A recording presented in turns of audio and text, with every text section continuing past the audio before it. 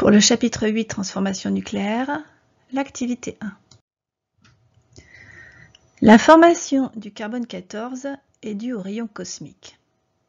Les collisions de ces particules avec les noyaux de la haute atmosphère libèrent des neutrons. Ces neutrons interagissent à leur tour avec les noyaux d'azote de l'air, provoquant des réactions nucléaires. Le noyau d'azote comporte 7 protons et 7 neutrons. Dans la réaction conduisant au carbone 14, le neutron remplace un des protons de l'azote qui est éjecté, selon la réaction donnée dans le schéma.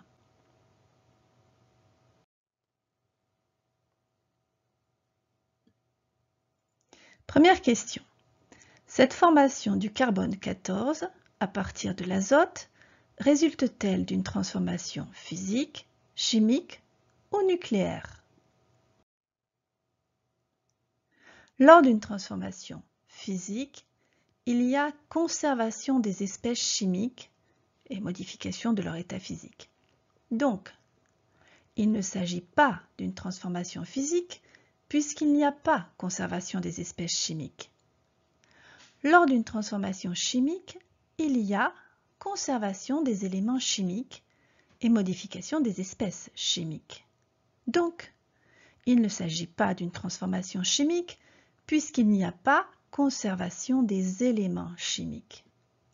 Lors d'une transformation nucléaire, il y a modification des noyaux, donc il s'agit d'une transformation nucléaire puisqu'il y a modification des noyaux.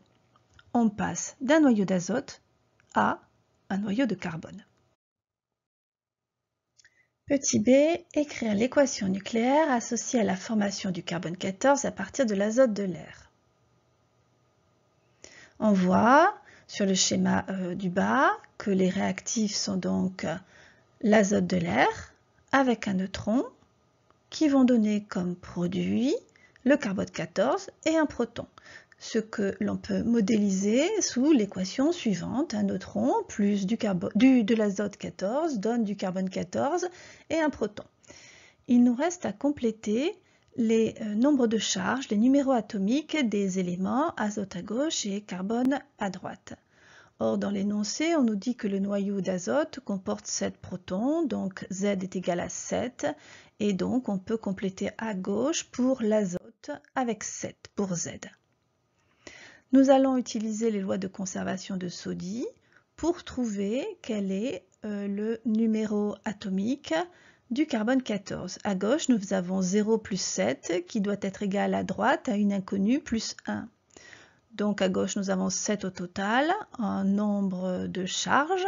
Il faut donc avoir un nombre de charges égal à 7 à droite. Que faut-il additionner à 1 pour obtenir 7? Très facilement, on trouve 6. Question suivante. Le carbone 14 est radioactif. Autrement dit, il se désintègre et disparaît progressivement. Sa demi-vie, également appelée période radioactive, est de 5730 ans. C'est-à-dire que 5730 ans après la mort de l'individu, il ne restera que la moitié de son carbone 14 incorporé de son vivant. Après 11 460 ans, il n'en restera plus que le quart, etc., etc.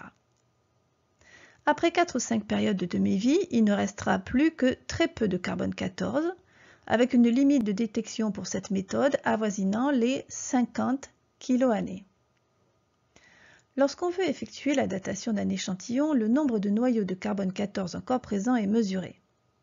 Cette analyse permet de déterminer le nombre de périodes de désintégration écoulées et ainsi de remonter à l'âge de l'échantillon.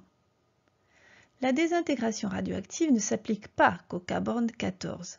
Chaque isotope radioactif a une période radioactive, mais selon les atomes radioactifs concernés, cette période est très variable. Quelques secondes, heures, plusieurs jours, centaines d'années ou milliards d'années. On nous demande donc de compléter l'équation nucléaire associée à la désintégration du carbone 14 pour déterminer la notation symbolique de l'électron. Et là encore, nous allons utiliser les lois de conservation de Soddy pour déterminer les valeurs de petit x et petit y. À gauche, nous avons 14, à droite, nous avons 14 plus x. X doit donc être nul pour satisfaire les lois de conservation de Soddy. Quant au nombre de charges au numéro atomique pour les éléments en bas à gauche, nous voyons qu'à gauche au total nous avons 6 et qu'à droite nous avons 7 plus y qui doit donc être égal à 6. La seule façon pour que cette égalité soit vérifiée, c'est que petit y, le nombre de charges de l'électron, soit égal à -1. Et voilà la notation symbolique d'un électron.